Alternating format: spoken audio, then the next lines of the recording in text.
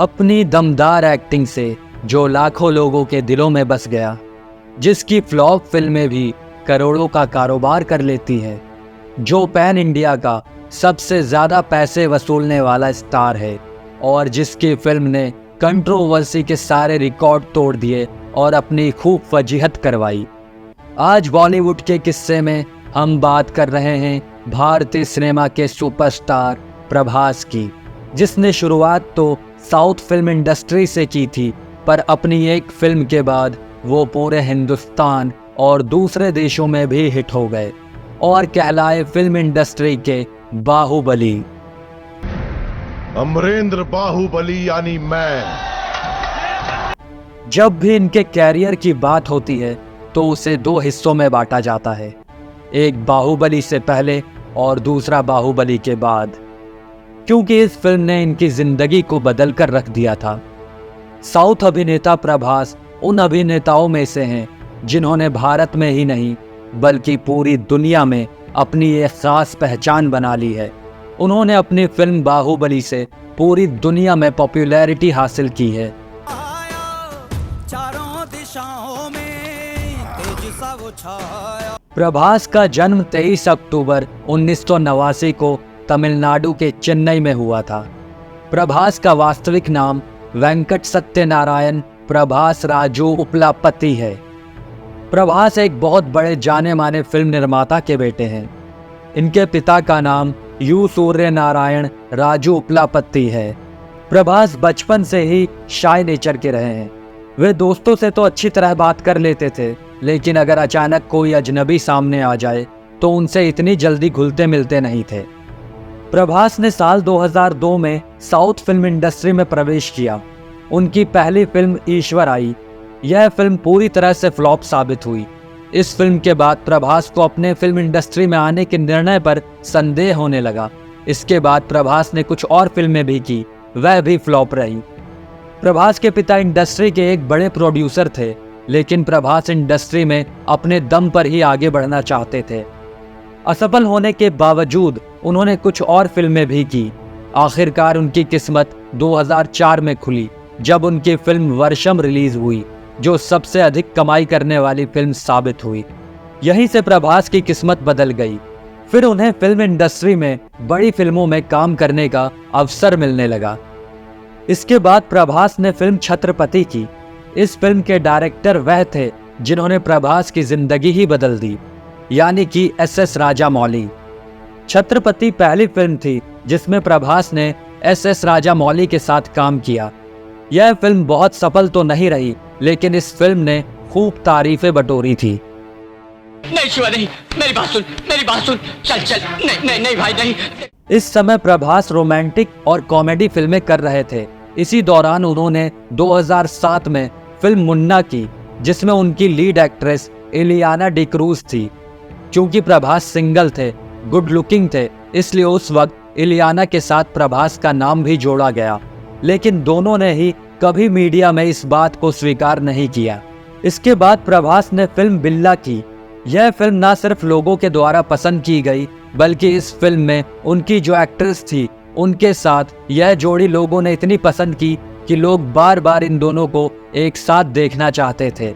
यह अभिनेत्री कोई और नहीं बल्कि अनुष्का शेट्टी थी। मेरा मन जीतने वाले महावीर हैं आप।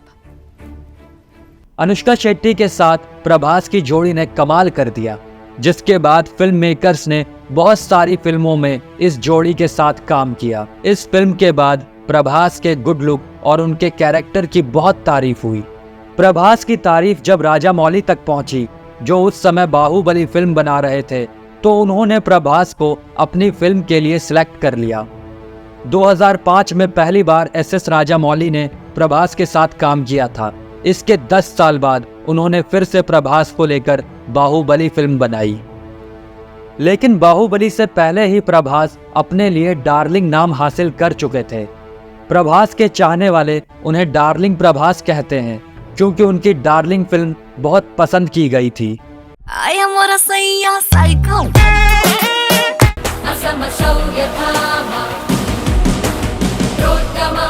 बाहुबली फिल्म प्रभास के लिए एक तपस्या थी। इस फिल्म के लिए प्रभास को एक पर्टिकुलर बॉडी व हेयर स्टाइल को मेंटेन करना था, बल्कि लंबे समय तक इसी लुक में भी रहना था। 5 साल तक प्रभास बाहुबली के इसी लुक में रहे थे।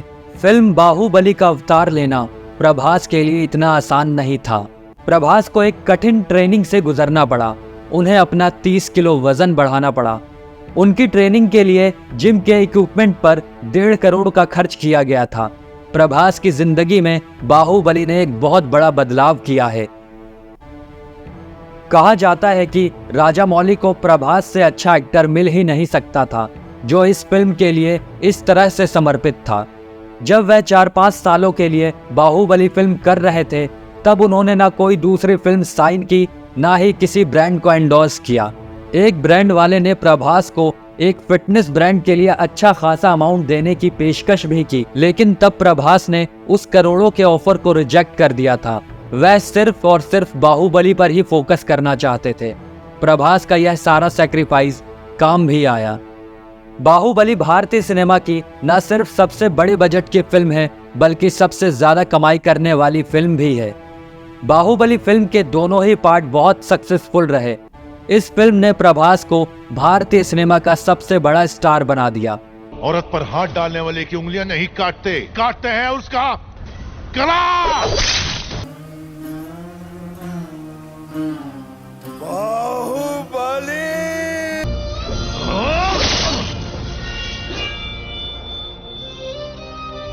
बाहुबली के बाद उन्होंने राधे श्याम और साहो फिल्म की।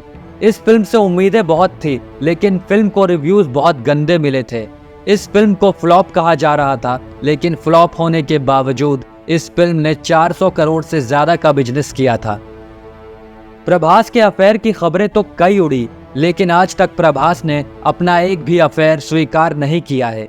जबकि अनुष्का शेट्टी के साथ उनकी सालों से अफवाह उड़ रही है, क्योंकि बाहुबली में उन्होंने 5 साल तक साथ में काम किया। इससे पहले भी दोनों और फिल्मों में काम कर चुके हैं।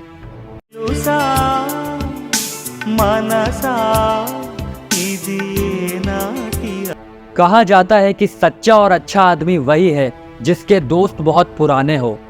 प्रभास के साथ भी कुछ ऐसा ही है। प्रभास के 20-20 साल पुराने दोस्त आज भी उनकी जिंदगी में बहुत अहमियत रखते हैं। प्रभास का कहना है कि वह अपने दोस्तों के बगैर रह नहीं सकते हैं, उनके बिना उनकी जिंदगी अधूरी है। प्रभास हिंदी सिनेमा में पहले ही डेब्यू कर चुके हैं। फिल्म एक्शन जैक्सन में प्रभास ने कैमियो किया था।